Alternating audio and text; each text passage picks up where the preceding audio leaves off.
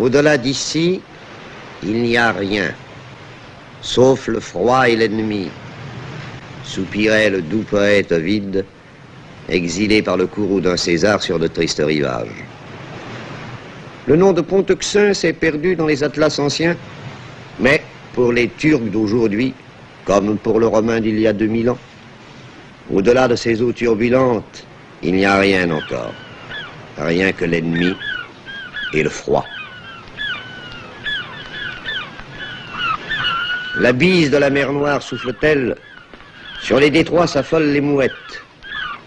Les pêcheurs rentrent au port. Et soudain s'inversent les saisons. Poiras et Lodos, vent du nord, vent du sud. C'est leur imprévisible alternance qui commande la couleur du ciel et le plaisir de vivre sur ces dunes où chaque pas éveille le souvenir. Là s'implanta, voici 26 siècles, un capitaine de Mégare, à la tête de ses matelots. Il s'appelait Byzas, et de son nom, baptisa l'extrémité de l'Europe.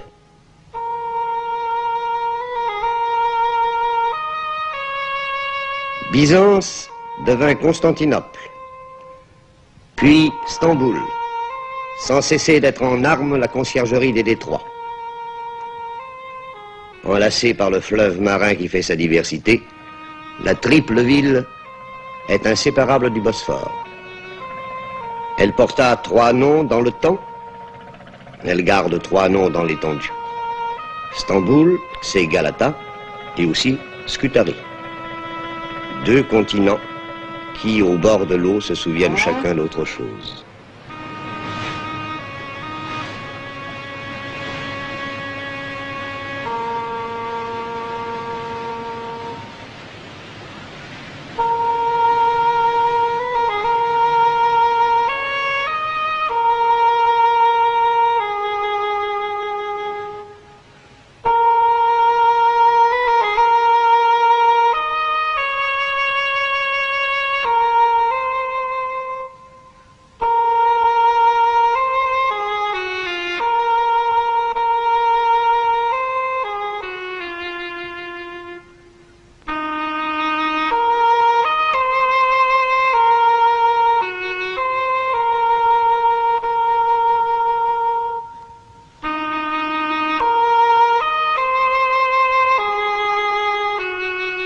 Presque rien n'y évoque plus l'Empire grec, si l'on entend le langage des herbes folles, de la cendre des morts et des remparts écroulés. Au-delà de ces murailles commence l'Asie, avec cette Anatolie fauve et ocre, si méconnue, presque inchangée.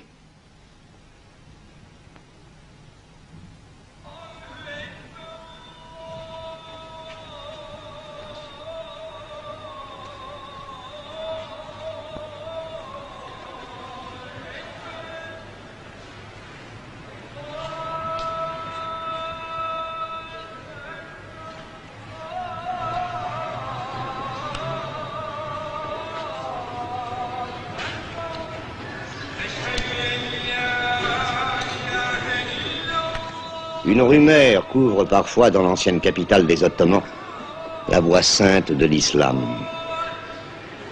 C'est celle d'un monde quasi familier, presque moderne. La suie et la fumée se sont mêlées à des parfums sucrés, le mazout au ruissellement des eaux douces. L'industrie a dressé ses cheminées que les pionniers de la République appellent les minarets d'Atatürk.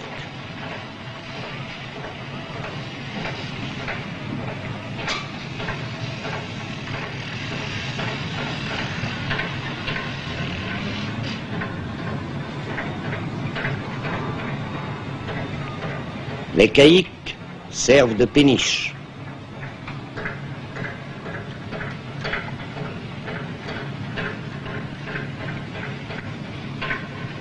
Le promeneur mélancolique gémit en découvrant des dépôts de charbon sur des rives qui enchantèrent les romantiques.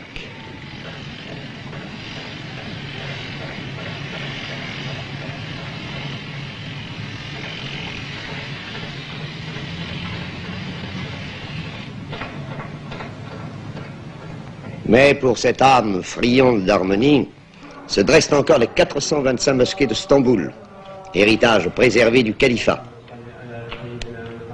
Le temps s'est arrêté dans ce sanctuaire, dédié à la mémoire de Mohamed II, El-Fatih, qui força les défenses de la deuxième Rome.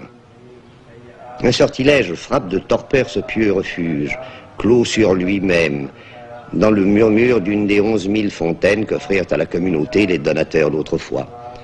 Seule la prière y rythme les airs, elle, et les ablutions qu'impose le rite aux fidèles.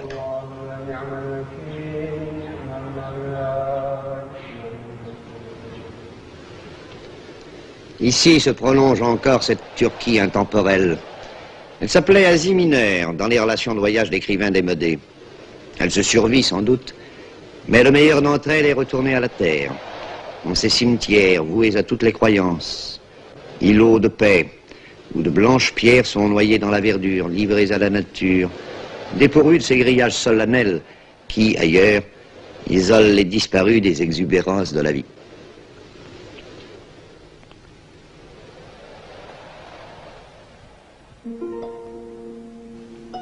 Des images venues d'un autre siècle, comme ailleurs il s'en offre, dans cette ville qui semble la capitale de l'immuable.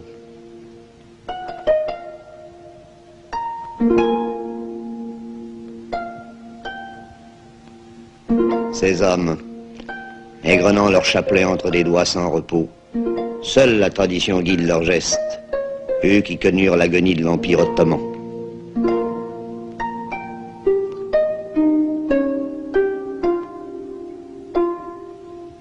Le Turc n'est plus l'homme malade de l'Europe. Il a vaincu le mauvais sort. S'il a retrouvé le sens de l'avenir, c'est sans renoncer à ses habitudes.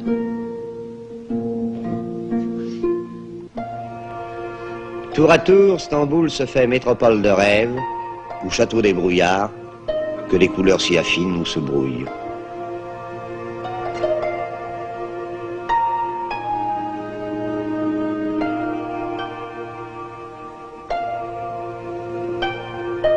Le ciel se couvre-t-il? Aussitôt, brume et poussière envahissent les quais du Bosphore, estompent les coupoles, cernent comme des vaisseaux fantômes ces ferry-boats, où dans la familiarité des allers-retours quotidiens, on sent battre le cœur de deux continents. Couleur d'ardoise, de grisaille et de boue, c'est toute la ville alors qui part à la dérive et se noie en eau trouble.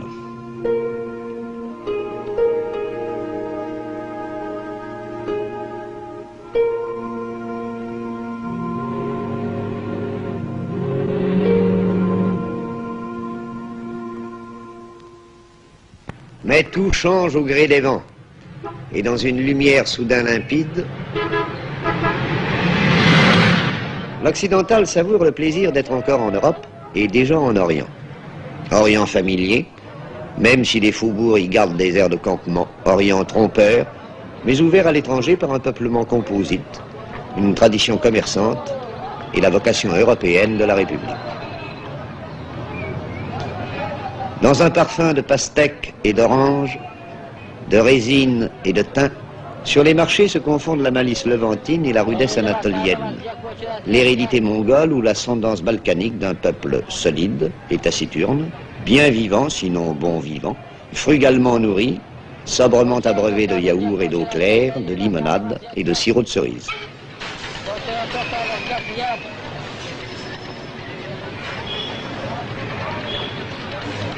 Au plus beau jour, lorsque le gris nuage des mosquées retrouve ses reflets dorés, Stamboul est unique au monde et fascine celui que la veille elle aurait rebuté.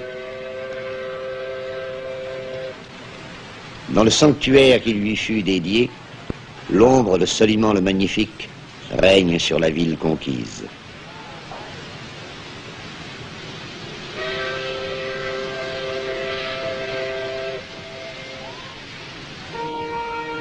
Le souvenir des Génois et des Vénitiens s'accroche au flanc de Péra.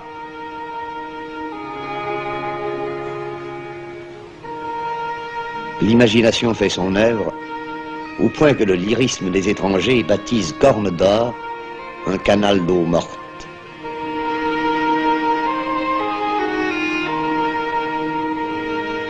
Charriant ses courants contraires, mer d'eau douce et fleuves salés, le Bosphore se fait enjôleur, enlaçant 7 collines vénérables.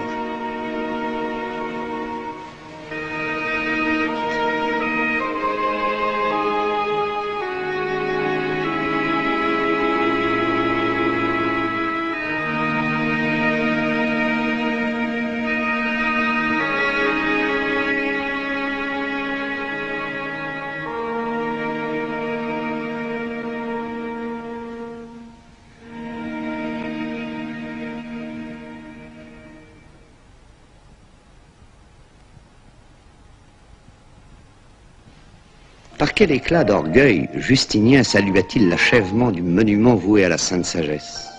107 colonnes. Il projette une coupole fabuleuse à 54 mètres du sol, en hommage au dieu de Byzance et de son image sur terre, le basilos. Depuis 14 siècles, ce temple sublime défie les séismes et les ravages du temps.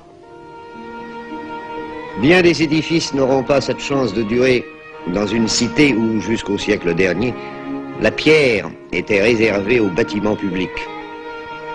Les riches eux-mêmes se bâtissaient des palais en bois, demeures patriciennes de vieilles familles, dont on aime le charme désuet.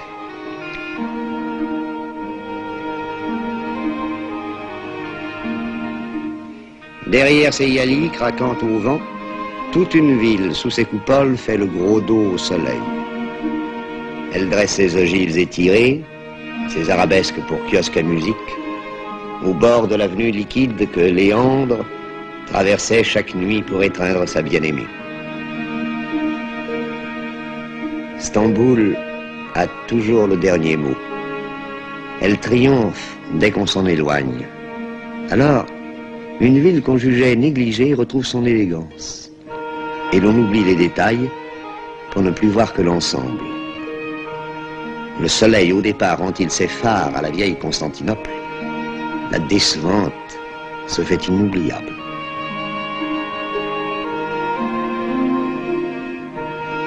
Il n'est pas un voyageur qui n'en soit amoureux lorsque, dans un crépuscule chargé de nostalgie, il dit adieu aux barques de pêche qui se balancent sur la rive orientale devant les petits ports d'autrefois.